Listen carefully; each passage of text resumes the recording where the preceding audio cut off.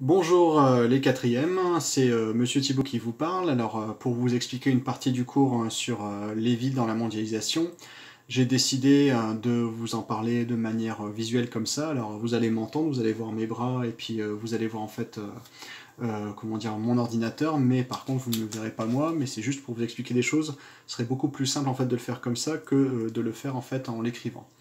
Alors, on est, comment dire, dans la lettre info numéro 6, et vous avez, comment dire, alors je vais enlever le petit post-it, vous avez en fait écrit le B sur des villes en crise, et vous avez un tableau. Alors ce tableau, vous y répondez en fait à l'aide de votre livre, page 214, et puis page 215, et puis à l'aide de cette vidéo, et on va parler en fait de la ville de Détroit. Alors si on voulait en fait localiser Détroit tout d'abord, ben Détroit en fait c'est dans le nord-est en fait des États-Unis. Ici vous avez New York, vous avez également en fait aussi Washington un petit peu plus au sud, et Détroit c'est juste à la frontière avec le Canada. Et lorsqu'on zoome en fait sur Détroit, ben on est vraiment à la frontière, alors on est dans l'état du Michigan, entre comment dire en fait le Canada qui est ici et puis Détroit qui est ici. Et cette ville là en fait de Détroit, c'est une ville qui était fortement marquée dans les années 50 et 60 par une industrie qui était très très forte. On disait même en fait que c'était Motor City. Alors vous aurez le document 1 de la page 214 qui vous l'explique en fait pourquoi. Donc là par exemple en fait, ici vous avez des photos qui ont été prises en fait à l'usine Ford en fait comment dire de Détroit. Donc c'était une ville qui était très très importante parce qu'en fait c'était là qu'étaient implantés notamment, comment dire, des grandes entreprises, General Motors, Chrysler, Ford, qui étaient, comment dire, les leaders mondiaux à cette époque-là, en fait, de l'industrie, comment dire, automobile. Donc, vous pouvez répondre à cette première question, en fait, ici. La question qui est là, c'est pourquoi cette population, en fait, pourquoi cette ville, en fait, perd de la population dans les années, comment dire, 50 et 60. Eh bien, elle perd, en fait, de la population. Alors, autrefois, en fait, Détroit, c'était, comment dire, une ville, en fait, qui était comme ça. Elle perd de la population à cause de la crise, en fait, économique qui est très, très importante dans les années 2000. Alors, cette crise économique, elle se traduit notamment par une crise financière, une crise bancaire. Et cette crise bancaire fait que les banques n'ont plus assez de moyens pour prêter de l'argent. Pourquoi? Parce que les personnes en fait à qui elles ont prêté de l'argent n'ont plus les moyens de le rembourser. Donc du coup, qu'est-ce qui se passe? Les banques sont obligées en fait de saisir les maisons qu'elles avaient en fait, qu'elles possédaient un petit peu partout en fait en Amérique, et notamment en fait à Détroit, de personnes qui ne peuvent plus payer en fait les emprunts ou les loyers. Et elles vont se retrouver en fait du coup avec des maisons sur les bras. Alors vous avez un exemple en fait ici, j'en avais déjà parlé à quelques-uns des quatrièmes.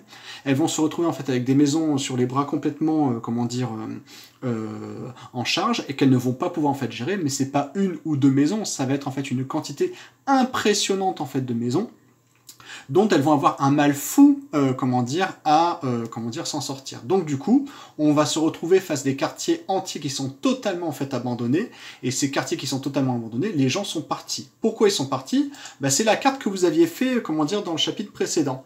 Vous aviez une carte des États-Unis, donc Détroit en fait, hein, c'est juste en fait ici, et on assiste, alors d'abord à une crise économique, mais également en fait à une migration des populations vers cette couronne en fait du soleil qu'on avait appelée en fait la Sun Belt, hein, l'héliotropisme. Vous avez noté la définition également en fait aussi, et cette couronne en fait du soleil fait qu'il y a une migration de population vers les suds, et donc du coup se retrouve dans une double situation, une situation en fait de migration de population parce qu'en fait les activités migrent vers le sud en fait aussi, et une situation en fait aussi de crise économique parce que eh bien la population en fait de Détroit en fait a fui.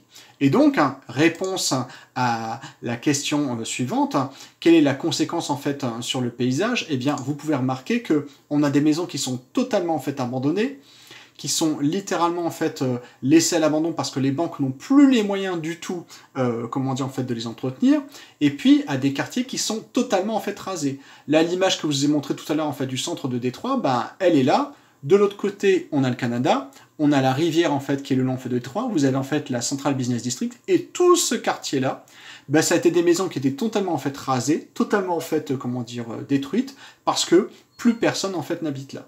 Et donc la situation en fait de Détroit est catastrophique en fait à ce niveau-là, parce que, comment dire, les populations en fait ne savent plus quoi faire. Alors, pourquoi en fait on arrive à cette situation-là? Ben, parce qu'en fait tout d'abord, des populations en fait ont migré, elles ont parti, et puis en fait celles qui sont restées étaient extrêmement pauvres.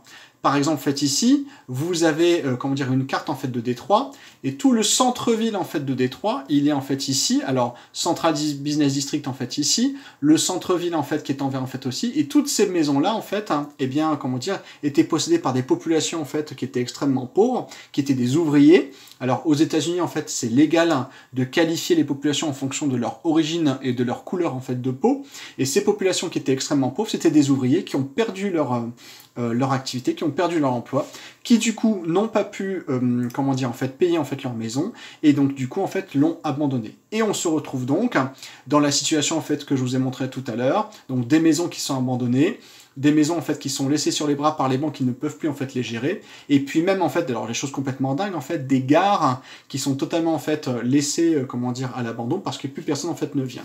Et j'en viens du coup en fait à l'image que vous avez dans votre livre, en fait, page 214, vous avez en fait la carte qui est ici, et la carte, elle montre bien cette disparition, comment dire, de l'espace urbain, qui est surtout en fait près du centre-ville, près également en fait de cette zone où il y avait autrefois en fait des quartiers pauvres, des quartiers en fait pauvres, je vais reculer un petit peu pour que vous voyez mieux, où il y avait en fait des quartiers pauvres. Ces quartiers pauvres ont été totalement en fait dépréciés. Alors, pour vous renvoyer en fait à tout ça, je vous renvoie en fait un artiste en fait que vous connaissez qui s'appelle Eminem. Et Eminem en fait a grandi en fait à Détroit. Et l'un de ses premiers albums, il a fait en fait un film en fait aussi. Il s'appelle 8 Mile. Et dans 8 Mile, alors dans le film et puis également fait dans une chanson qui s'appelle Lose Yourself. Et dans les paroles en fait, il en parle un petit peu en fait aussi. Il explique cette frontière que représentait en fait le 8 Mile Road, c'est-à-dire en fait la distance en fait avec le centre-ville. Et à l'intérieur en fait de cette frontière là, eh bien on était dans un espace qui était totalement, comment dire, à l'abandon. Vous avez un document qui est juste à côté, qui s'appelle le document 4, qui explique en fait pourquoi il y a eu une crise en fait urbaine. Et donc du coup, on en arrive à notre conclusion sur cette partie-là. Alors, vous aurez le corrigé la prochaine fois, mais on en arrive à la conclusion. Pourquoi peut-on dire en fait que cette ville subit la mondialisation? Eh bien, vous y répondrez en fait là-dedans. Et puis, on appelle ça en fait une ville rétrécie. En anglais, une shrinking cities. Alors, je vais dézoomer pour que vous voyez en fait un petit peu mieux. Cette shrinking cities, c'est comment dire, une ville dont, qui a rétréci et qui se désigne par un phénomène de rétrécissement en fait urbain. Je vous laisse écrire comment dire, cet article-là à la fin, pour compléter en fait le chapitre. Donc on en a terminé quasiment en fait avec le chapitre 3. Vous avez la trace écrite à recopier puis ensuite la conclusion. Et si vous avez des questions par rapport comment dire, au texte, et bien surtout n'hésitez pas. Je vous laisse remplir en fait le corrigé pour, je vous laisse remplir en fait comment dire, vos réponses et vous aurez le corrigé dans le prochain mail. Je vous remercie beaucoup de votre attention. Je vous prie de m'excuser pour les bafouillages et les cafouillages. J'ai pas l'habitude de faire comme ça et je vous souhaite une bonne continuation. À bientôt.